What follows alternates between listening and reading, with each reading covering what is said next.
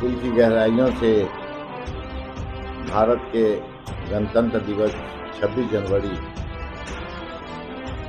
पर आम आवाम और पूरे हिंदुस्तान के लोगों को मुबारकबाद देता हूँ। ख़ास तौर से अपने ज़िला सीतामढ़ी के सारे लोगों को मुबारकबाद देता हूँ। ये गणतंत्र दिवस ही है जिस पर मेरी आस्था है, मेरी उम्मीदें हैं। आज के दिन ही संविधान लागू किया गया।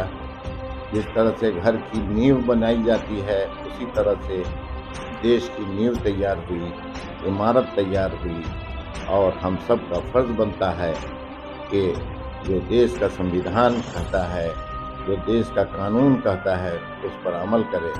यही सच्ची और अच्छी अमल है और इसके साथ मैं 26 जनवरी का फिर से तहे दिल से मुबारकबाद देता हूँ और आप सब की ज़िंदगी में चार चांद लगे, गरीबी मिटे, परेशानी मिटे, आप स्वस्थ रहें और घर में इत्तेफाक इत्तेहाद कायम रखे। यही सच्ची और अच्छी गणतंत्र की बधाई है और मुबारकबाद।